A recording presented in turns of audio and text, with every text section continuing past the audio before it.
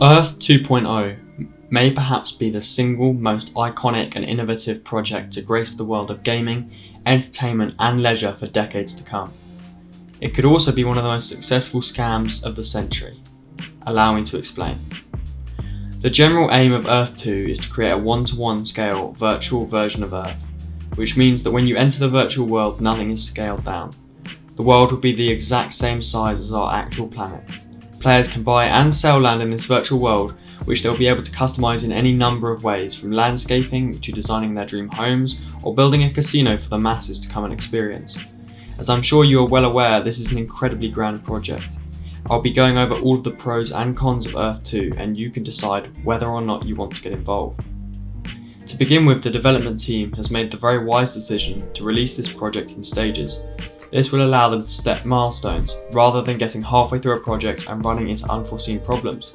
This will also allow them to generate increased hype as each stage is released, which will most likely attract investors down the line. The first stage of this project allows players to buy up virtual land which can be bought and sold amongst themselves. Land increases in value depending on how many others are buying up land near you, meaning the more demand for land in your area, the increase in its value. For example, you could buy a plot of land for $10, and over the next week 5 plots of land get bought next to you, and your land increases in value to $20.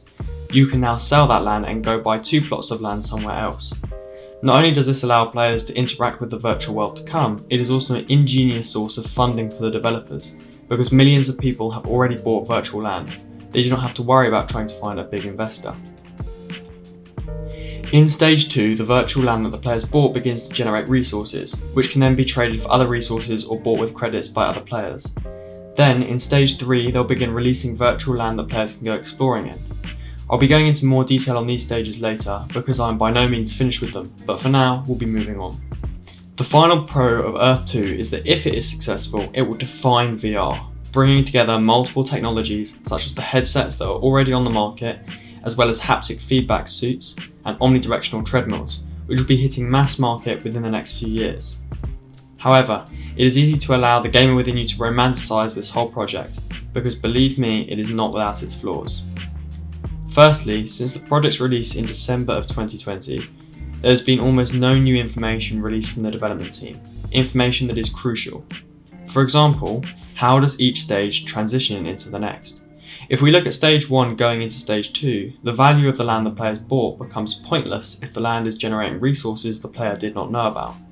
For example, one player may have spent hundreds of dollars on high demand land that produces only lumber, whilst another player may have bought hundreds of cheap plots that are producing oil, making it suddenly way more valuable.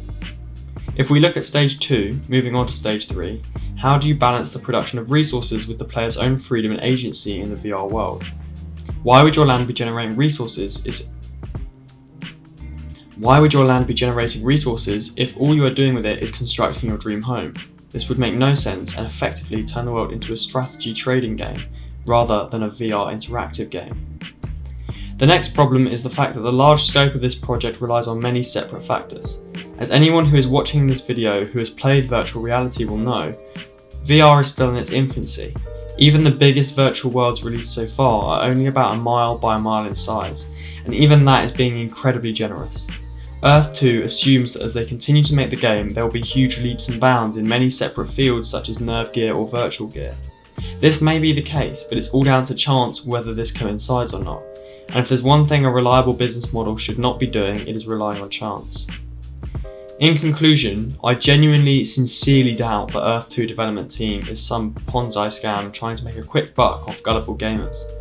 However, I would not be placing my faith in their competency with my money either. Instead, my advice to anyone watching this would be to wait. Far better to see where this leads, and maybe end up paying out a bit more in order to get involved further down the line, than to potentially flush your money down the drain today. Anyway, that concludes my video on Earth 2. I hope you enjoyed it.